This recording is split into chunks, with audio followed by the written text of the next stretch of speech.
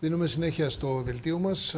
Νομίζω ότι έχει ενδιαφέρον το επόμενο θέμα με το οποίο θα ασχοληθούμε και έχουμε να ξεκινήσουμε τις συστάσεις. Είναι εδώ στο στούντιο ο διευθυντής του Κλούμπε, ο Γιάννης Φάλας, τον οποίο καλωσορίζουμε. Καλησπέρα. Ο λόγος που ζητήσαμε, κύριε Φάλα, να έχουμε μια κουβέντα μαζί σας είναι η εταιρεία. Είναι η προσπάθεια να ενώσει η επιχειρηματικότητα την περιοχή, τη Δυτική Μακεδονία και όχι μόνο, θα έλεγα, με τις νέες λογικές της Ευρωπαϊκής Ένωσης. Ήδη το Κλούμπε κλείνει 11 χρόνια δράσης και ύπαρξης και νομίζω ότι το πεδίο είναι ευίωνο και για τα επόμενα χρόνια. Όπως τα λέτε ακριβώς, προσπαθούμε να συνδέσουμε επιχειρηματικότητα και έρευνα με καινοτομία και πολιτικές γύρω από αυτές, ακολουθώντας σε μεγάλο βαθμό αυτά που συμβαίνουν στην Ευρωπαϊκή Ένωση. Προσπαθούμε, αν μου επιτρέπετε την έκφραση, να φέρουμε την Ευρώπη στη Δυτική Μακεδονία και να εξάγουμε τη Δυτική Μακεδονία στην Ευρώπη και σε όλο τον κόσμο. Έχουμε πράγματα να εξάγουμε, είναι αλήθεια, στην Ευρώπη ή περισσότερο κερδίζουμε από την Ευρώπη? Σίγουρα περισσότερο κερδίζουμε, αλλά τελικά εξάγουμε κιόλας. Να σας πω ότι πολύ πρόσφατα εγκρίθηκε ένα έργο στο οποίο είμαστε επικεφαλής. Επομένως, κάτι βλέπουν και στην Ευρώπη ότι κάνουμε σωστά και αυτό είναι πάρα πολύ ελπιδοφόρο. Πώς κύλησε αυτή η δεκαετία, 11 χρόνια δραστηριότητας? Πολύ άγχος στην αρχή, το αντιλαμβάνεστε όλοι, σαν μια νέα εταιρεία είχε ένα άγχος. Και ενδεχομένως σας αντιμετώπισαν και με μια δυσπιστία. Πολύ σωστά το λέτε, ακριβώς. Ήταν ένα, ας δούμε που θα πάει, για να το πούμε πολύ απλά. Στην πραγματικότητα όμως εμείς βλέπαμε τις εξελίξεις ότι θα έρθουν, βλέπαμε κάποια πράγματα σαν προοπτική, λέγαμε ότι αξίζει να επενδύσουμε χρόνο πάνω σε αυτό και τελικά οι εξελίξεις μας δικαιώνουν. Είδα την παρουσίαση που κάνατε στην Δημοτική Βιβλιοθήκη, στην Κοβεντάριο Δημοτική Βιβλιοθήκη και αν μη τι άλλο εντυπωσιάστηκα, παρόλο που θα έπρεπε να γνωρίζω, εντυπωσιάστηκα από την ακτίνα δράσεων που έχετε, το ευρύ πεδίο στο οποίο δραστηριοποιείστε. Ναι, πράγματι. Ξεκινήσαμε από βιοενέργεια και περιβάλλον. Στην πραγματικότητα μάλλον πολύ περιορισμένο πεδίο, ειδικά το βιοενέργεια. Στην πορεία όμως, πάντα από την επαφή με τα ευρωπαϊκά δρόμενα, είδαμε ότι η βιοοικονομία είναι ένα πάρα πολύ ευρύ πεδίο και ανοίξαμε πάρα πολύ τους ορίζοντες σε αυτό, βλέποντας κιόλας ότι έχει ένα πάρα πολύ μεγάλο ενδιαφέρον, αν θέλετε, και για τις επιχειρήσεις της περιοχής, ο ευρύτερος τομέας της βιοοικονομίας. Παράλληλα, ασχοληθήκαμε και με ανανεώσιμες πηγές, με αποθήκευση. Στη συνέχεια μπήκαμε σε έναν τομέα που είναι η εκπαίδευση, θέλοντας, αν θέλετε, να κάνουμε και ένα άνοιγμα προς την τοπική κοινωνία, να ενημερώσουμε για αυτά που κάνουμε, να εκπαιδεύσουμε ίσως μεγαλύτερους αλλά και μικρότερους. Δίνουμε μεγάλη σημασία στις νεότερες ηλικίες, ακριβώς γιατί βλέπουμε ότι εκπαιδεύοντας τους νέους έχουμε σίγουρα ένα καλύτερο μέλλον. Είναι λογικές οι οποίες είναι σε νηπιακή ή ίσως εφηβική, στην καλύτερη περίπτωση, ηλικία στην χώρα μας γενικότερα αλλά και στην περιοχή μας, όπως είναι το να μην έχουμε περιβαλλοντικό αποτύπωμα, το να έχουμε χαμηλότερο κόστος λόγω της ενέργειας που καταναλώνουμε, να κάνουμε ανακύκλωση και ενδεχομένως είναι ζητήματα τα οποία δεν τα είχαμε σε πρώτο πλάνο στην επιχειρηματικότητα της περιοχής. Πράγματι έτσι είναι.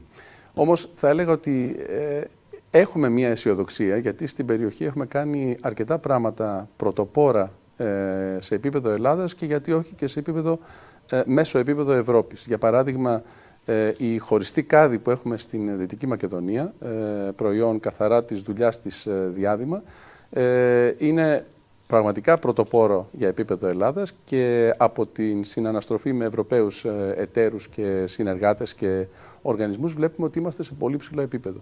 Άρα λοιπόν λέμε γιατί όχι να μην μπούμε και σε άλλα πεδία και εκεί που ήμασταν, που υπολοιπόμασταν αν θέλετε, να προχωρήσουμε και να ανέβουμε επίπεδο και σκαλιά. Θα μας πείτε το όραμά σας σαν εταιρεία? Το όραμα είναι ακριβώς να φέρουμε... Τι χτίζουμε για το αύριο, για αυτό που έρχεται, τα επόμενα 11 χρόνια. Σωστά, σωστά. Να σας πω ότι πραγματικά αυτό που πετύχαμε ξέφευγε από το όραμα όταν το ξεκινούσαμε, ειδικά με τον Νίκο τον Τάβο που πίστεψε την πρώτη στιγμή στην ιδέα που είχα μέσα από το διδακτορικό μου. Νομίζω ότι το όραμά μας είναι να αυξήσουμε ακόμη περισσότερο την εισρωή καινοτομίας, να συμβάλλουμε ενεργά στη δημιουργία καινοτομίας, την οποία μετά θα μπορούμε να εξάγουμε, όπως ρωτήσατε και πριν, να εμπλέξουμε πολύ περισσότερες επιχειρήσεις και τελικά να δημιουργήσουμε ένα κίνημα γύρω από τη βιοοικονομία και τις ανανεώσιμες και όλους τους άλλους τομείς που εμπλεκόμαστε. Πρώτα απ' όλα φυσικά στη Δυτική Μακεδονία και αν είναι δυνατόν να συμπαρασύρουμε και την υπόλοιπη Ελλάδα, γιατί όχι. Έχει να κερδίσει η επιχειρηματικότητα, ο επιχειρηματίας της περιοχής. Πέρα από την ενημέρωση αλλά και μέσω προγραμμάτων ευρωπαϊκών, νομίζω ότι έχει πεδίο. Θα έλεγα δόξης λαμπρό. Η συμμετοχή ειδικά επιχειρήσεων σε έργα, γιατί αυτή είναι η μεγάλη μας επιδίωξη, να βάζουμε τις επιχειρήσεις σαν εταίρους σε έργα. Στην πραγματικότητα, στα έργα που εμείς κινούμαστε, που είναι καινοτομία, δηλαδή αν θέλετε φτάνουν και ένα βήμα πριν από την αγορά, μια επιχείρηση θα μπορούσε να έχει ένα πολύ μεγάλο ανταγωνιστικό πλεονέκτημα. Δηλαδή να δημιουργήσει ένα προϊόν, μια υπηρεσία, τα οποία να μην υπάρχουν καν στην υπόλοιπη αγορά, όχι της Ελλάδας αλλά της Ευρώπης, και επομένως αξιοποιώντας τα να βρεθεί 10 βήματα, αν θέλετε, ή τουλάχιστον ένα σίγουρα, μπροστά από τον ανταγωνισμό. Αυτό θα μπορούσε να δώσει τρομερά ωφέλη, όχι μόνο για τις βιομηχανίες μας, που σίγουρα είναι βασικοί αποδέκτες, αλλά και για επιχειρήσεις ή και για συνεταιρισμούς. Δουλεύουμε πολύ με τους συνεταιρισμούς και πιστεύουμε στη δύναμή τους και νομίζουμε ότι πραγματικά μπορούν να τους δώσει ανταγωνιστικό πλεονέκτημα τόσο για την ίδια τη λειτουργία τους, όσο και για επίπεδο marketing. Γιατί ένας συνεταιρισμός που βγαίνει να πει ότι έχει μια καινούρια ευρωπαϊκή πρωτοκαθεδρία, αντιμετωπίζεται, αν θέλετε, με ένα θετικό πρόσημο από τους εταίρους ανά την Ευρώπη.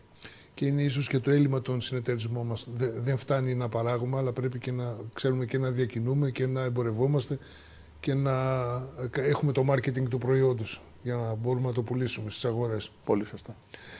Μια φράση για την εκπαίδευση. Είπαμε στην αρχή της κουβέντας ότι μπαίνετε και στη λογική της ενημέρωσης και θέλω να ρωτήσω αν μπορεί και αν υπάρχουν συμπράξεις με το Πανεπιστήμιο Δυτικής Μακεδονίας, το οποίο ενδεχομένως αποτελεί και ένα κομμάτι, ίσως το κυριότερο, που έχει να κάνει με την εκπαίδευση και την αλλαγή νοοτροπίας και της λογικής της περιοχής. Φυσικά και πολύ σωστά το θέτετε. Άλλωστε το Πανεπιστήμιο είναι ένα από τα πιο ενεργά μας μέλη. Ο εκπρόσωπος του είναι και μέλος στο Διοικητικό Συμβούλιο του κλάστερ μας. Επομένως, τα περισσότερα από τα θέματα που αφορούν την εκπαίδευση τα επεξεργαζόμαστε μαζί. Έχουμε ανοίξει οδούς που δεν υπήρχαν πριν, όπως για παράδειγμα να αναφέρω το υδρογόνο. Τώρα δουλεύουμε ακριβώς πάνω στον τομέα της βιοοικονομίας και έπονται και άλλοι. Φυσικά υπάρχουν και οι πάροχοι εκπαίδευσης που είναι εκτός πανεπιστημίου, οι φορείς που έχουν να κάνουν με επαγγελματική κατάρτιση, τους εμπλέκουμε και αυτούς, αλλά και αυτούς ακόμα τους βλέπουμε μαζί με το Πανεπιστήμιο. Επομένως, για μας το Πανεπιστήμιο είναι ένας κύριος παράγοντας, τον οποίο προσπαθούμε και εμείς να υποστηρίξουμε στην εξωστρέφειά του, αν θέλετε, και που αντίστοιχα και το Πανεπιστήμιο μας υποστηρίζει στη λειτουργία μας, στα προγράμματά μας, στα οράματά μας. Έχουμε ανοιχτές διόδους και αυτό είναι πάρα πολύ ευχάριστο για μας. Και εγώ χάρηκα πάρα πολύ που τα είπαμε. Παρομοίως, και βεβαίως παρακολουθούμε μέσω του ρεπορτάζ τα βήματα για τα επόμενα 11 χρόνια και τα πολύ περισσότερα. Σας ευχαριστώ πολύ. Θα χαρούμε πολύ. Γεια σας.